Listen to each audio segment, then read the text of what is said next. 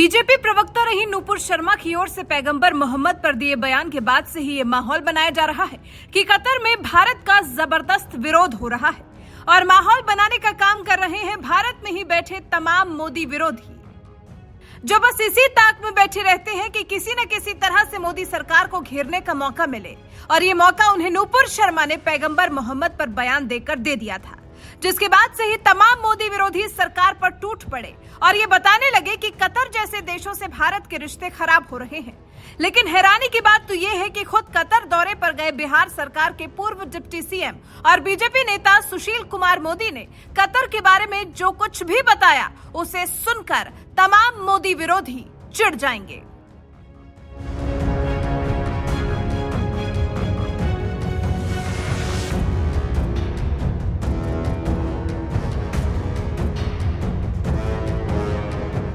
दरअसल 26 मई को नूपुर शर्मा ने पैगंबर मोहम्मद के बारे में कुछ ऐसा बोल दिया था जिसके बाद से ही भारत के साथ साथ अरब देशों में भी बवाल मच गया था।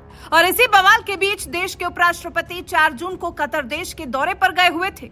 इसी दौरान उनके साथ बिहार के पूर्व डिप्टी सीएम और बीजेपी सांसद सुशील कुमार मोदी भी गए हुए थे। और वहां से लौटने के बाद उन्होंने नूपुर शर्मा के बयान को लेकर कतर के माहौल के बारे में अपनी बात सोशल मीडिया प्लेटफॉर्म ट्विटर पर रखी। सुशील कुमार मोदी ने एक ट्वीट में बताया, भारत के उपराष्ट्रपति एम वेंकैया नायडू के साथ पश्चिमी अफ्रीकी देश गैबान, सेनेगल और अरब देश कतर की 8 दिवसीय राजकीय यात्रा से लौटा। कतर में भाजपा के कुछ नेताओं के आपत्तिजनक बयान पर भारत सरकार के स्टैंड और भाजपा द्वारा की गई कार्रवाई से कतर के राजनयिक संतुष्ट दिखाई पड़े।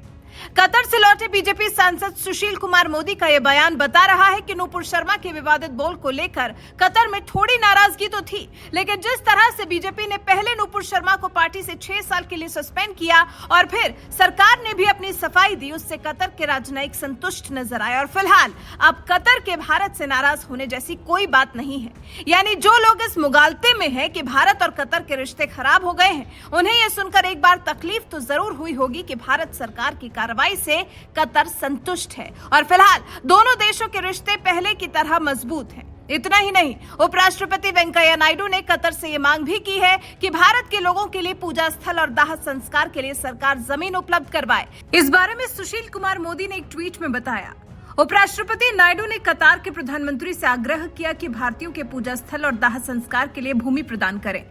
ज्ञातव्य है कि अभी मृत्यु होने पर शव को या तो दफनाना पड़ता है या वापस भारत लाना पड़ता है, क्योंकि वहां शवों के दाह संस्कार की अनुमति नहीं है। आपको बता दें, मुस्लिम देश कतार में शवों को दफनाने की परंपरा है, जिसकी वजह से कतर में रह रहे भारत के हिंदू धर्म के लोगों को किसी की मृत्यु हो जाने पर शव वापस भारत लाना पड़ता है या फिर वहीं दफनाना पड़ता है। और हिंदू धर्म में शवों को दफनाने की परंपरा नहीं है। ऐसे में अगर भारत की मांग पर कतर अपने यहाँ शवों के दाह संस्कार के लिए जमीन उपलब्ध करवा देता है तो ये भी भारत के लिए एक बड़ी बात होगी। बहरहाल ऐसे दौर में जब लोग एक तरफ जहाँ कतर को भारत का विरोधी बताने में जुटे हैं, तो वहीं दूसरी तरफ भारत और कतर रिश्ते मजबूत करने में जुटे हुए हैं। इस पर आपका क्या कहना है? कमेंट कर हमें अपनी राय जरूर बताएं।